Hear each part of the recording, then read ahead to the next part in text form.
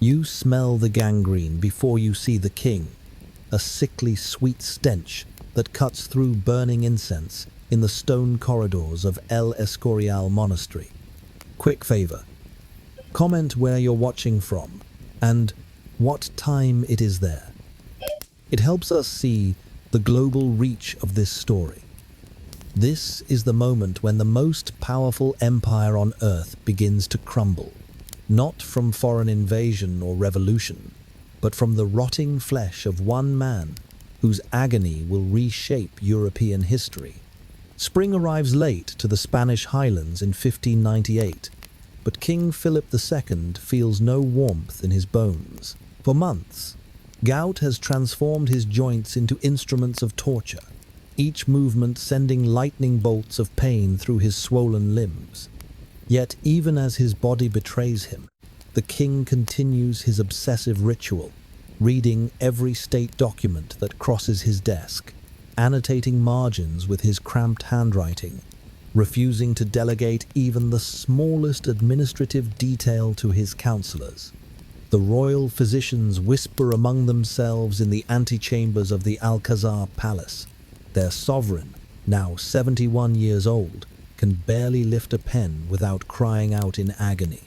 The same hands that once signed death, warrants for thousands of Protestant heretics, now tremble as they grip the quill. But Philip's mind remains sharp as Toledo steel, his legendary attention to detail undiminished by physical suffering.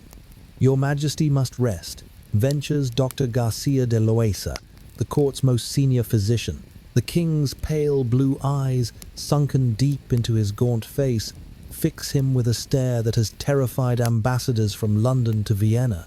Philip has ruled the Spanish Empire for over 4 decades, and he will not surrender control to mere bodily weakness. But what drives a man to cling so desperately to power when every breath brings torment? The answer lies not just in Philip's iron will, but in his profound belief that God has chosen him as the instrument of Catholic dominion over a heretical world. The massive correspondence arriving daily at the Alcazar tells a story of an empire straining at its seams. Letters from Brussels describe Dutch rebels growing bolder by the week. Reports from the Americas detail silver shipments delayed by English pirates. Most troubling are the coded dispatches from Paris, where Philip's former enemy, King Henry IV of France, has converted to Catholicism. APA, a political masterstroke that threatens to isolate Spain diplomatically. Each piece of bad news seems to manifest itself physically in the king's deteriorating body. Courtiers notice how his famous composure cracks more frequently, how he mutters prayers under his breath between reading sessions, how his fingers unconsciously worry the rosary beads hanging from his belt. The decision to move to El Escorial comes suddenly on June 26th. Against the urgent protests of his physicians, Philip orders his bearers to carry him the 45 kilometers from Madrid to the monastery he built as both palace and mausoleum. The journey, normally accomplished in a day by horseback, stretches into an agonizing ordeal, lasting nearly 2 days. The royal litter, padded with silk cushions and draped with heavy curtains, becomes a mobile torture chamber, as every jolt of the rough mountain roads sends fresh waves of pain through the king's inflamed joints. Why would a dying man insist on this punishing journey? The answer reveals Philip's deepest fears about his approaching death and his desperate need to control even his final moments. Servants at El Escorial prepare frantically for the royal arrival, transforming a simple monk's cell into makeshift royal quarters. The irony is profound. The man who built the most magnificent palace monastery in Europe will spend his final weeks in a chamber barely larger than a prison cell. But this is no accident. Philip has planned his death as meticulously as he once planned the invasion of England, choosing to die in humility before God rather than surrounded by the trappings of earthly power. As the royal litter finally arrives at the monastery gates on June 28th, Philip's condition has visibly worsened. The brief journey has left him barely conscious, his breathing shallow and labored. Monks gather in the courtyard, their Latin chants mixing with the creak of the litter's wheels on stone. None of them suspect they are witnessing the beginning of one of history's most gruesome royal death watches. The king's personal confessor, Father Diego de Yepes, approaches the litter with holy water and sacred oils. Through the partially opened curtains, he glimpses something that will haunt him for the rest of his days. The transformed face of his sovereign, already beginning its descent into an agony that will consume 53 days and nights. But what horrors await in that monastery cell will test not just the king's faith, but the very foundations of Spanish power itself. The first malignant tumor erupts on Philip's left arm like a volcanic pustule, black at the center, with angry red edges that pulse with each heartbeat. This marks the beginning of a medical nightmare that will demonstrate the absolute helplessness of 16th century medicine against the king's mysterious affliction. Early July in the mountains of central Spain brings little relief from the heat. But inside Philip's monastery cell, the air grows thick with something far worse than summer humidity. The king lies propped against silk pillows, his skeletal frame nearly lost beneath layers of linen sheets that servants change 3 times daily, yet still cannot mask the growing stench of decay. Father Diego de Yepes kneels beside the narrow bed, struggling to maintain his composure as he administers morning prayers. The sweet, sick smell of rotting flesh mingles with frankincense from the silver censers burning in each corner of the cell. Through the single window, cut precisely to frame the altar of the monastery's basilica, morning light illuminates a scene that belongs more in Dante's hell than a royal sick room. The tumor on Philip's arm has doubled in size overnight, its surface glistening with a yellowish discharge that stains the bandages black. But this grotesque eruption is merely the herald of worse horrors to come. By mid-July, similar growths appear on his right leg, his shoulder, even on his neck, each one announcing its arrival with fresh waves of agony that leave the king gasping for breath. Dr. Garcia de Loesa stands helplessly beside the royal bed, his medical bag open to reveal an arsenal of remedies that might have impressed university scholars but prove utterly useless against Philip's affliction.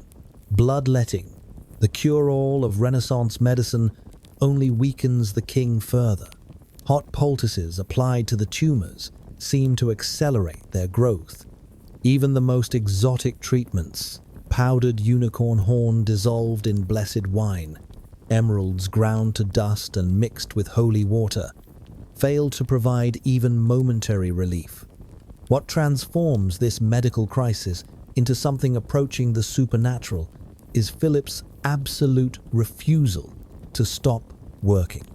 Despite tumors that make lifting his arms an act of torture, despite fevers that leave him delirious for hours at a time, the king demands that state papers continue to arrive at his bedside.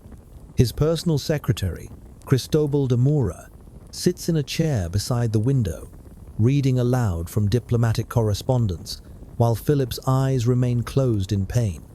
"The situation in Flanders grows more critical, Your Majesty," Mura reports, his voice carefully neutral as he describes Dutch victories that would have sent the younger Philip into towering rages. Now the king merely nods, his lips moving in what might be prayer, or simply an attempt to process information through waves of agony. But why does a man facing imminent death continue to obsess over administrative details that his heir will inherit within weeks? The answer lies in Philip's fundamental understanding of kingship as a sacred duty that transcends physical existence. Unlike his father, Emperor Charles V, who abdicated to spend his final years in peaceful retirement, Philip views his crown as a divine appointment that only death can terminate. Each signature, each royal decree, each carefully considered marginal note represents his continuing service to God and Spain, regardless of the personal cost. The monastery's infirmary becomes a laboratory of desperation, as physicians experiment with increasingly bizarre treatments. They apply live leeches to drain the corrupt humors from Philip's blood, leaving him even weaker and more pale. They burn aromatic woods to purify the air around his bed, creating a perpetual haze that makes breathing difficult for everyone in the room. Most disturbing of all, they begin consulting with Moorish doctors whose families have served Spanish royalty for generations. Despite the obvious theological complications of seeking help from practitioners of Islamic medicine, the king's personal confessor watches these proceedings with growing alarm. Father Yepes recognizes that the physicians' increasingly desperate measures reflect their terror of being blamed for their sovereign's death. In a monarchy where the king's health is literally a matter of state security, medical failure can easily be reinterpreted as treason. By late July, even the pretense of normal court life becomes impossible to maintain. The stench from Philip's cell penetrates throughout the monastery, forcing servants to work in shifts to avoid becoming sick themselves. The royal laundry requires special handling, with contaminated linens burned rather than washed. Most tellingly, the king's meals, once elaborate affairs showcasing the finest cuisine in Europe, dwindle to simple broths that he can barely swallow without retching. Yet through all this physical degradation, Philip's mind remains fixed on a single, terrifying question. How can he ensure the survival of his empire when his own body has become a battlefield of corruption? The answer will demand sacrifices that will shock even the Spanish court's hardened sensibilities. By July 22nd, Philip's body has swollen like a waterlogged corpse, his skin stretched so tight that courtiers fear it might split open at the slightest touch. This grotesque transformation marks the moment when Spain's political future becomes hostage to one man's refusal to die quietly. The condition physicians call dropsy has transformed the once lean king into something barely recognizable as human. His legs, arms, and torso balloon with retained fluid until his skin takes on the pale, translucent quality of stretched parchment. Every joint aches with the pressure of trapped water, making even the smallest movement an exercise in agony. Servants attempting to shift his position in bed must work with extraordinary care. Too much pressure, and the swollen flesh splits open, releasing streams of yellowish fluid that soak through multiple layers of linen. Father Yepes maintains his vigil beside the royal bed, though he now breathes through a cloth soaked in rosewater to filter the overwhelming stench. The monastery's stonemasons have begun working around the clock to install additional windows in the king's cell, desperate to improve air circulation. Yet even with mountain breezes flowing through the chamber, the smell of decay seems to cling to every surface like a living thing. The political implications of Philip's condition create a crisis that extends far beyond the monastery walls. Cristobal de Mura, the king's most trusted advisor, finds himself caught between competing demands that would challenge Solomon himself. On one hand, maintaining the fiction of royal health requires constant communication with foreign ambassadors and provincial governors. On the other hand, the practical reality of governing an empire demands preparation for succession, a topic that Philip refuses to discuss in any meaningful detail.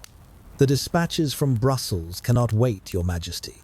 Mura ventures during one of the king's more lucid moments. The morning sun streaming through the cell's window illuminates Philip's face, revealing skin that has taken on a waxy, yellowish hue.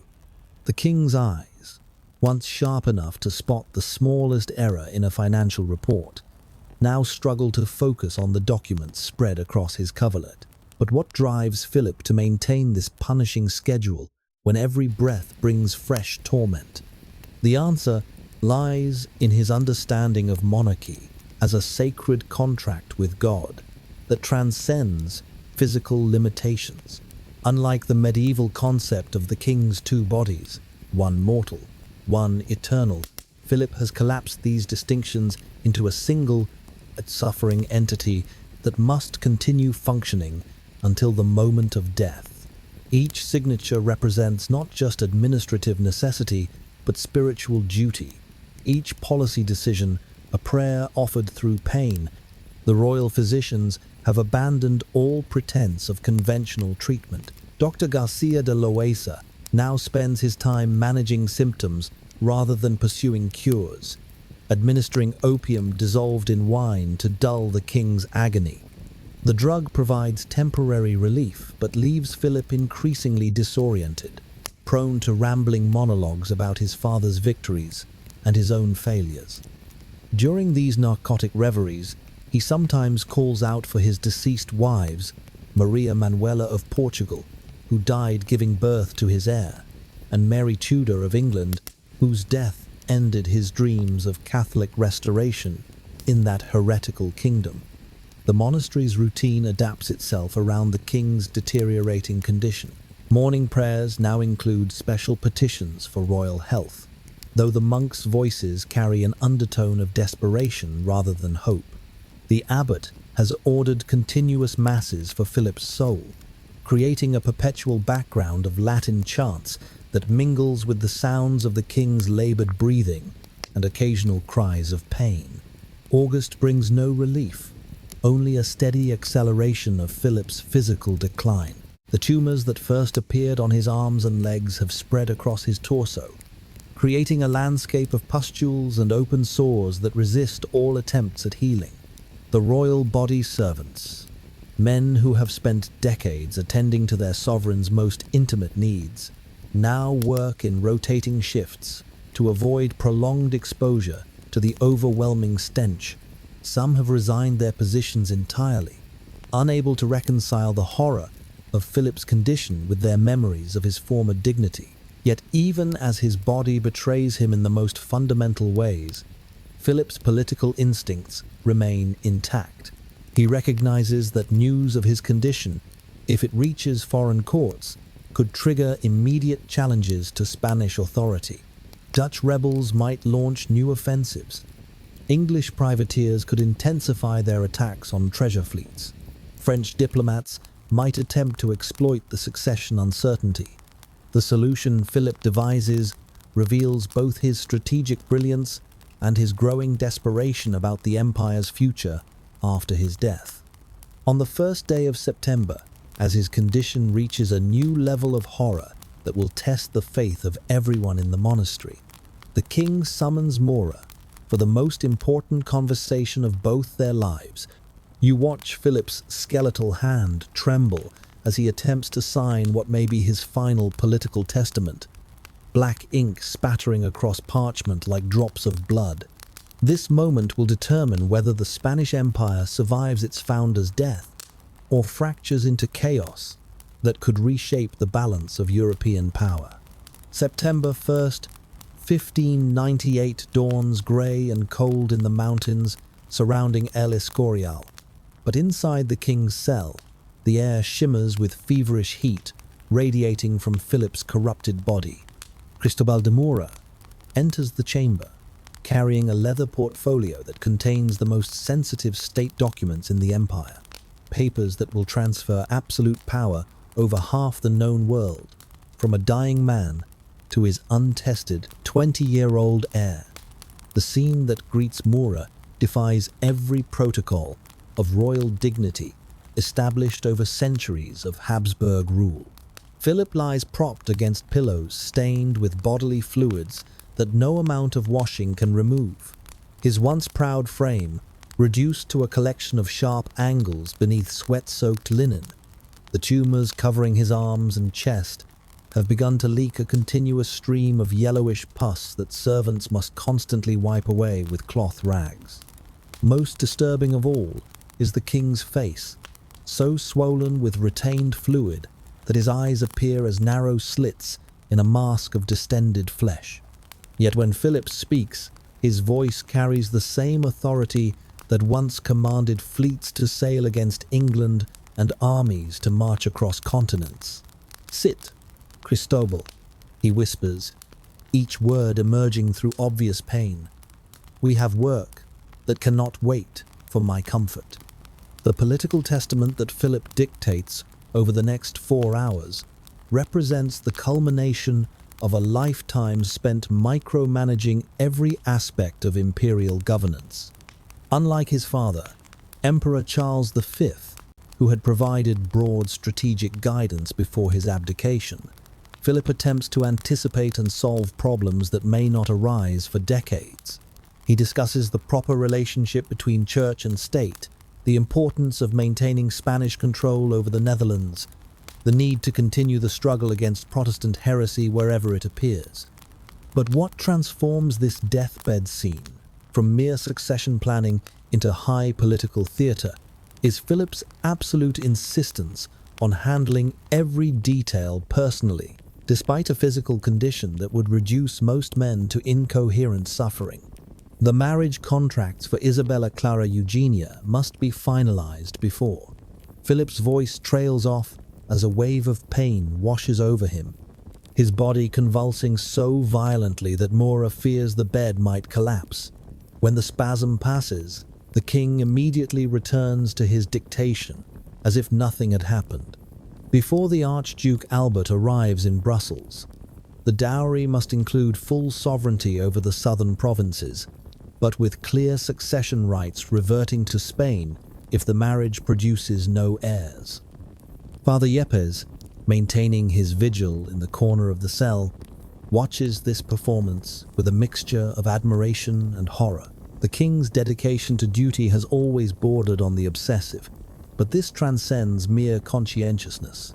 Philip seems determined to govern from beyond the grave, to control Spanish policy through such detailed instructions that his successor will function more as an executor than an independent monarch. The physical toll of this marathon dictation session becomes increasingly obvious as the morning progresses. Philip's breathing grows more labored with each paragraph, his words sometimes slurring as fever affects his speech. Twice he loses consciousness entirely, his head falling back against the pillows while Mora and the royal physicians wait in terrified silence for signs of life. Each time, he revives and immediately asks where they had left off in the dictation, as if imperial business takes precedence over his own survival.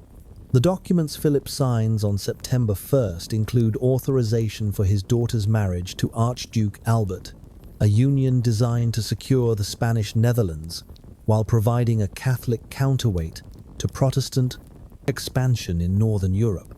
His signature, once a bold flourish that proclaimed royal confidence, now resembles the scratching of a dying bird. Yet he insists on reviewing every clause personally, making marginal corrections that reflect his encyclopedic knowledge of European politics. What drives a man to maintain such punishing attention to detail when his body has become a festival of corruption? The answer lies in Philip's terror that Spain's enemies will exploit any sign of weakness during the transition to his son's rule. Intelligence reports reaching El Escorial describe Dutch preparations for a major offensive, English naval movements that suggest renewed privateering campaigns, and French diplomatic initiatives designed to isolate Spain from potential allies. Each piece of bad news seems to accelerate Philip's physical decline, while simultaneously strengthening his resolve to provide his heir with every possible advantage. The most revealing moment comes when Mora gently suggests that some decisions might be delegated to Prince Philip during a period of gradual transition. The king's response sends servants scurrying from the room in terror, a roar of rage that seems impossible from such a weakened body, followed by a string of invectives questioning the loyalty of anyone who would suggest weakening royal authority before his actual death. As evening approaches and the day's business finally concludes, Philip makes a request that will haunt everyone present until their own deaths. Philip's final request echoes through the monastery like a death knell. "Bring me the sacred relics so I can hold them while I prepare my soul for judgment." This demand signals the moment when Europe's most powerful monarch finally acknowledges that earthly authority cannot postpone his appointment with eternity. The relics arrive at Philip's bedside in a solemn procession that transforms the modest monastery cell into something resembling a medieval shrine. Monks carry silver reliquaries containing fragments of the true cross, a thorn from Christ's crown, and the preserved finger bone of Saint Lawrence, the martyr whose feast day Philip has celebrated every August 10th since his great victory over the French at Saint-Quentin. Each sacred object is placed within reach of the king's swollen hands, creating a circle of holy protection around his corrupted body. Father Yepes oversees this arrangement with the precision of a military commander preparing for battle. The priest understands that Philip's request represents far more than mere religious comfort. It signals his acceptance that political legacy must yield to spiritual preparation. For a man who has spent 42 years treating kingship as a sacred calling, this transition from temporal to eternal concerns marks the most profound transformation of his reign. The physical reality of Philip's condition on September 8th defies every attempt at dignified description. The dropsy has progressed to the point where his body leaks fluid constantly, requiring servants to change his bedding every few hours. The tumors covering his limbs have begun to rupture spontaneously, releasing streams of putrid discharge that no amount of incense can mask. Most disturbing of all is the king's breathing, shallow, labored gasps that seem to require tremendous effort for each inhalation. Yet even in this extremity, Philip maintains the ceremonial requirements of monarchy with an attention to detail that borders on the supernatural. When he summons his heir for a final audience on September 11th, the dying king insists on being propped upright in bed, his skeletal frame draped with a purple velvet robe that conceals the worst of his physical deterioration.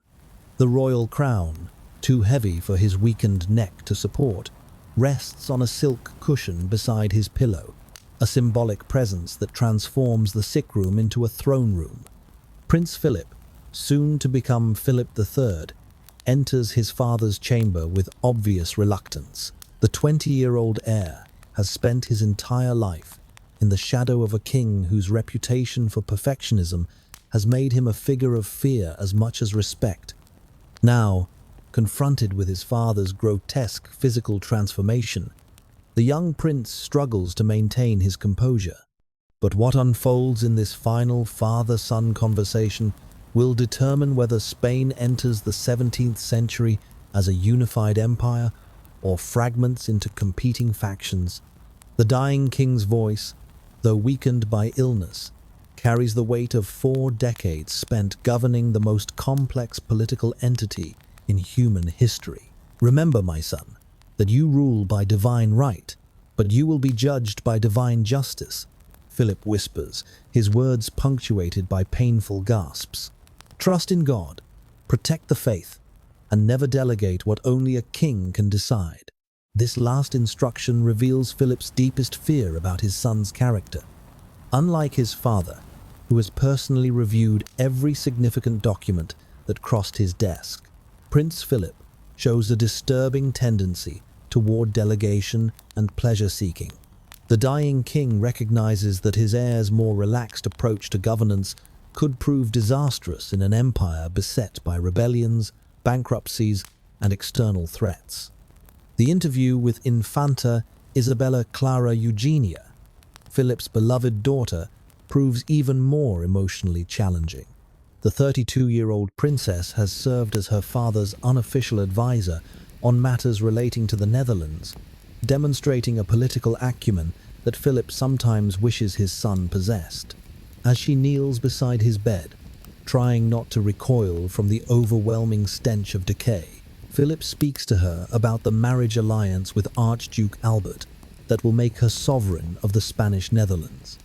You must remember that you carry Spanish blood and Spanish honor, he tells her, his swollen fingers struggling to touch her face in a gesture of blessing. Never let the Flemish nobles forget that their loyalty flows through you from God and from Spain.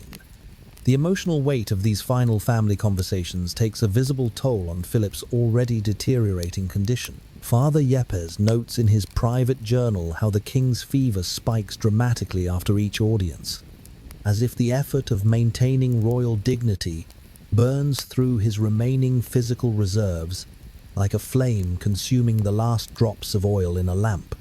As September 13th dawns, Philip makes a decision that will shock the Spanish court and create a precedent that will influence royal deathbed protocols for centuries. At 5 minutes before dawn on September 13th, Philip's breathing becomes so shallow that Father Yepes must lean within inches of the king's face to detect any sign of life. This is the moment when the most Catholic monarch in Europe faces the ultimate test of faith, whether his lifetime of religious devotion can sustain him through the final agony of death itself. The king's cell has been transformed into a scene that belongs more in a martyr's chronicle than a royal deathbed. 53 days of continuous suffering have reduced Philip to a barely recognizable shell of humanity.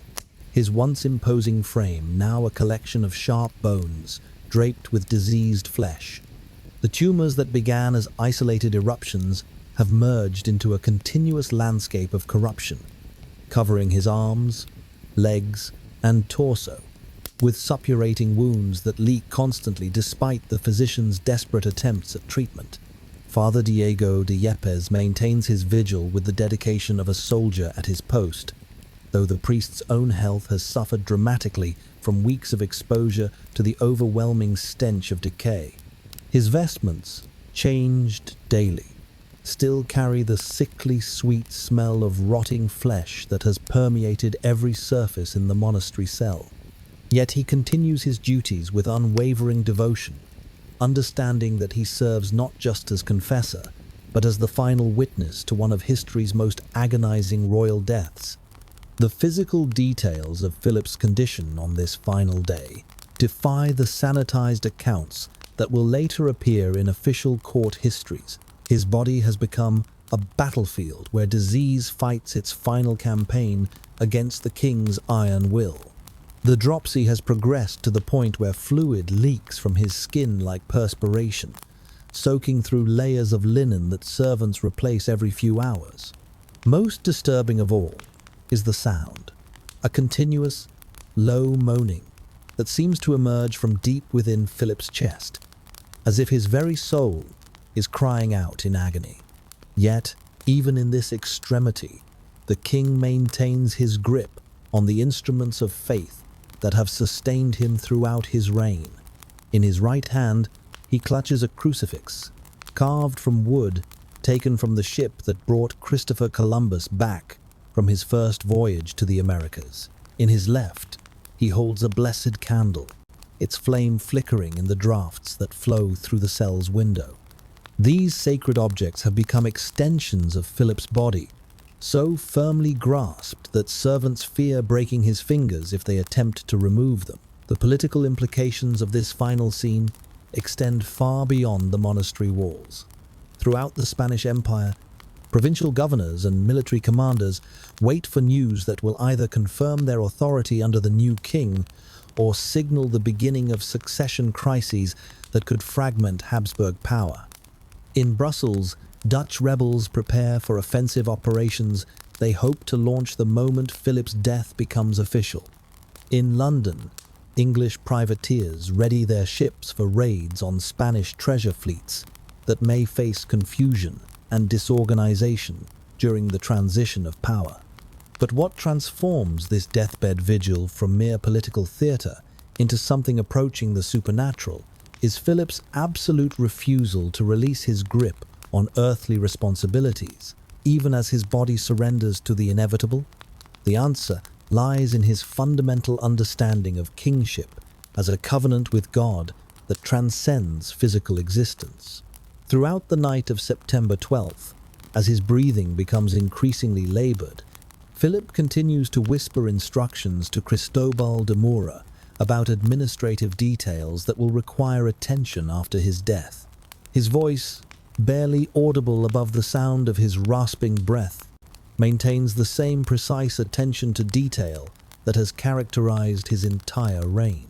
"The Silver Fleet from Acapulco," Philip whispers during one of his final lucid moments, his words emerging in painful fragments. "Must be protected. During the crossing to Seville, pirates will attempt." His voice trails off as another wave of agony washes over him. But when the spasm passes, he immediately continues the briefing, as if physical suffering cannot interrupt matters of state. Father Yepes watches this performance with a mixture of admiration and theological concern. The priest recognizes that Philip's inability to surrender earthly concerns reflects a spiritual struggle that goes beyond mere political obsession. The king seems caught between his duties as a monarch and his obligations as a Christian soul, preparing for judgment, unable to fully embrace either role while the other demands attention. As the first grey light of dawn begins to filter through the cell's window, Philip makes one final gesture that will define how history remembers his last moments on earth. At exactly 5 o'clock on the morning of September 13th, 1598, Philip's grip on the blessed candle finally loosens as Europe's most powerful empire loses its master. This single moment of release will trigger a cascade of political changes that reshape the balance of power across 3 continents and signal the beginning of Spain's long decline from global dominance. The death itself comes not as a dramatic final breath, but as a gradual cessation of the struggle that has consumed 53 days and nights. Father Yepes, his own face gaunt from weeks of vigil, watches as the king's labored breathing simply becomes more and more shallow until it stops entirely. The crucifix remains clutched in Philip's right hand with such force that rigor mortis will set in before anyone dares attempt to pry it loose. The blessed candle, still burning in his left palm, continues its steady flame, as if unaware that the hand holding it no longer draws breath. The immediate aftermath reveals the extraordinary preparations that have been made for this moment. Within minutes of the king's death, Cristobal de Mura appears with a document already prepared, announcing the succession of Philip III and outlining the immediate transfer of royal authority. The speed of this transition reflects months of careful planning, designed to prevent the power vacuum that could invite foreign intervention or domestic rebellion. Yet, even the most meticulous preparations cannot account for the psychological impact of Philip's death on those who witnessed his final agony. Father Yepes will later write that the smell of corruption seemed to linger in the monastery for weeks after the king's body was removed, as if the very stones had absorbed the stench of his suffering. Servants who had maintained the deathbed vigil report nightmares that continue for years, dreams filled with the sound of the king's labored breathing and the sight of his tumorous flesh. The embalming of Philip's corpse presents challenges that reflect both the advanced state of decay and the symbolic importance of preserving royal dignity. Court physicians work with unprecedented urgency to prepare the body for the elaborate funeral ceremonies that Spanish protocol demands. The internal organs, removed during the embalming process, are so diseased that even experienced medical practitioners struggle to identify their original functions.